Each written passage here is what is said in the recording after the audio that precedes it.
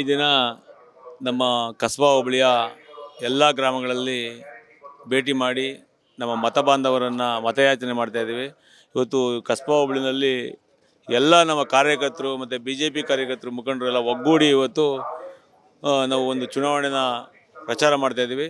ನಿಜವಾಗ್ಲೂ ನನಗೆ ಸಂತೋಷ ಆಗ್ತದೆ. ಕಸ್ಬಾ ಹೋಬಳಿನಲ್ಲಿ ಇಷ್ಟೊಂದು ಮುಖಂಡರು ಎಲ್ಲ ಪಕ್ಷಾತೀತವಾಗಿ ಸುಮಾರು ಕಾಂಗ್ರೆಸ್ ಪಕ್ಷದ ಮುಖಂಡರು ಸುಧಾ ಕುಮಾರಣ್ಣವರು ಗೆಲ್ಲಬೇಕು, ಕುಮಾರಣ್ಣವರಿಗೆ ನೀವು ಮತ ಮಾಡಿ, ನೀವು ಸ್ವಲ್ಪ ಸ್ಪೀಡಾಗಿ ಎಲ್ಲ ಕಡೆ ಚುನಾವಣೆ ಪ್ರಚಾರವನ್ನು ಮಾಡಿ ಅಂತ ಇಂಡೈರೆಕ್ಟಾಗಿ ಹೇಳೋದ್ರ ಮುಖಾಂತರ ನಮಗೆ ಆಶೀರ್ವಾದ ಮಾಡ್ತಿದ್ದಾರೆ. ನಮಗೆ ಹೆಚ್ಚಿನ ಒಂದು ಬಹುಮತವನ್ನು ನಮ್ಮ ಕಸ್ಬಾ ಹೋಬಳಿ ಮತ್ತು ನಮ್ಮ ಕೆರಗೋಡು ಹೋಬಳಿ, ನಮ್ಮ ಬಸವರಾಳ ಹೋಬಳಿ ಹೆಚ್ಚು ಬಹುಮತ ಬರುವ ನಿರೀಕ್ಷೆಯಲ್ಲಿದೆ.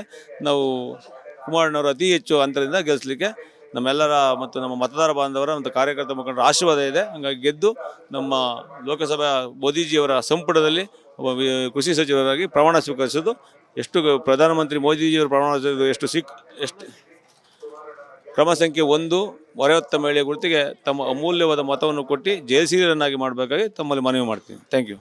ಕುಮಾರಸ್ವಾಮಿ ಅವ್ರಿಗೆ ಒಂದೇ ಒಂದು ಒಳ್ಳೆ ಅಂದರೆ ಶುಭ ಸೂಚನೆ ಅಂದರೆ 1 ನಂಬರ್ ಸಿಕ್ಕಿದೆ ಅವ್ರಿಗೆ. ಕ್ರಮ ಸಂಖ್ಯೆ 1 ಕುಮಾರಸ್ವಾಮಿ ಅವರು ಇದ್ರ ಬಗ್ಗೆ ಕುಮಾರಸ್ವಾಮಿಗೆ ಓಟ್ ಹಾಕಿ ಕಾಂಗ್ರೆಸ್ ಗ್ಯಾರಂಟಿ ಬಗ್ಗೆ ನಮ್ಮ ದುಡ್ಡನ್ನ ತಗೊಂಡು ನಮಗೆ ಗ್ಯಾರಂಟಿ ಕೊಡ್ತಾರೆ ಹೊರತು ಅದನ್ನು ಯಾವುದು ಊರ್ಜಿತವಾದ ಗ್ಯಾರಂಟಿ ಅಲ್ಲ.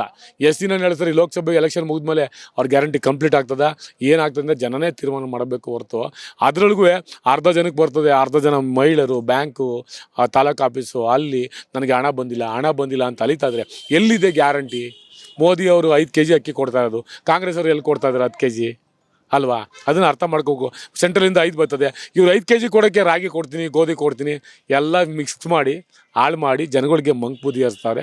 ಗ್ಯಾರಂಟಿ ಇಲ್ಲ. ವಿದ್ಯಾನಿಧಿ ಸ್ಕೀಮ್ ಹೇಳ್ತಾರಲ್ಲ, ವಿದ್ಯಾನಿಧಿ ಸ್ಕೀಮ್ಗೆ ಎಷ್ಟು ಜನಕ್ಕೆ ದುಡ್ಡು ಬರ್ತಾ ಇದೆ? ಹಲವಾರು ಇದು ಮಾಡಿ ವಿದ್ಯಾನಿಧಿಲಿ ಯುವ ನಿಧಿ ಮಾಡಿಬಿಟ್ಟು ಹಲವಾರಿಗೆ ಒಬ್ರಿಗೆ ಬಂದಿದೆ, ಒಬ್ಬರಿಗೆ ಬಂದರೆ 100 ಜನಕ್ಕೆ ಬಂದಿಲ್ಲ. Totally all are Congress guarantee 0. ಅದ್ರ ಬಗ್ಗೆ ನಮ್ಮ ವೈಯಕ್ತಿಕ ಅಭಿಪ್ರಾಯ. Thank you.